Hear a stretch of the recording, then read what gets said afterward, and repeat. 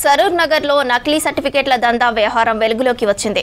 చట్టరీత్యా నేరమని తెలిసినా ఈ దందా కొనసాగిస్తున్న ముఠాను అరెస్టు చేశారు ఎల్బీ నగర్ ఎస్ఓటీ పోలీసులు. 6 నుంచి నకిలీ సర్టిఫికెట్స్ తయారీ మెటీరియల్స్ ను తీసుకొని సీజ్ చేశారు.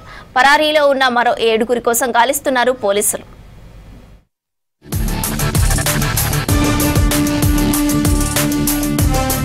రాచకొండ పోలీస్ కమిషనరేట్ పరిధిలోని సరూర్ నగర్లో నకిలీ సర్టిఫికెట్ దందా నడిపిస్తున్న ఓ ముఠాను అరెస్టు చేశారు ఎస్ఓటీ పోలీసులు.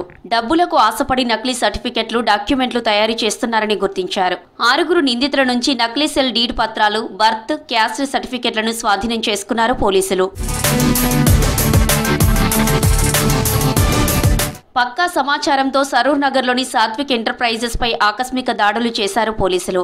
కాలం చెల్లిన స్టాంప్ పేపర్లు, రబ్బర్ స్టాంపులు, రెవెన్యూ అధికారుల నకిలీ సంతకాలతో రూపొందించిన బాండ్ పేపర్లు, 280 నకిలీ సెల్ డీడ్ పత్రాలను సీజ్ చేశారు పోలీసులు. ఈ ముఠా తయారు చేసిన నకిలీ పత్రాలను కొందరు భూ కబ్జాదారులకు వివాదంలో ఉన్న భూమికి నకిలీ పత్రాలు సృష్టించి మోసం చేస్తున్నారన్నారు రాచకొండ సిపి సుధీర్ బాబు. సరూర్ నగర్లో 9 ఏళ్లుగా సాత్విక్ ఎంటర్ప్రైజెస్ పేరుతో నకిలీ పత్రాల ముద్రణ జరుగుతున్నట్లు గుర్తించామన్నారు Rachakonda CP Sudheer Babu. Stamp papers లో విచ్ వి హావ్ సీజ్డ్, ఇప్పుడు రైట్ సైడ్ ఎవరైతే వెండర్ ఉంటాడో అతనిది డీటెయిల్స్ ఉండాలి.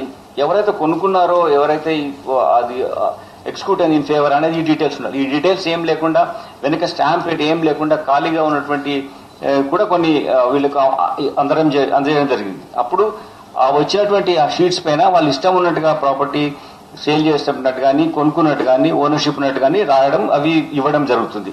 నకిలీ పత్రాలను 5,000 నుంచి 20,000 వరకు అమ్మకాలు చేస్తున్నారని తెలిపారు సిపి సుధీర్ బాబు. ఇప్పటి వరకు ఈ ముఠా ఎన్ని సర్టిఫికెట్లు విక్రయించింది, ఎవరెవరు కొనుగోలు చేశారనే దానిపై ఎంక్వైరీ చేస్తున్నామని తెలిపారు. ఫేక్ సర్టిఫికెట్స్ తీసుకున్న వారిని గుర్తించి చర్యలు తీసుకుంటామన్నారు సిపి సుధీర్ బాబు. ఇంకా బెటర్ గా ఈజీ వేలో మనీ ఎలా చేయాలని చెప్పేసి ఫేక్ డాక్యుమెంట్స్ ను క్రియేట్ చేసి వాటి ద్వారా ప్రాపర్టీ సేల్, పర్చేజ్ చేయడము, cost certificate, fake cost certificate create చేయడము ఎంప్లాయ్మెంట్ కోసం. ఇప్పుడు మీకు తెలుసు ఈడబ్ల్యూఎస్ దాంట్లో ఇన్కమ్ సర్టిఫికేట్ పైనే రిజర్వేషన్ వస్తుంది, 10% రిజర్వేషన్ ఉంది. జాబ్స్ లోతో పాటు సివిల్ సర్వీసెస్ లో కూడా ఉంటుంది.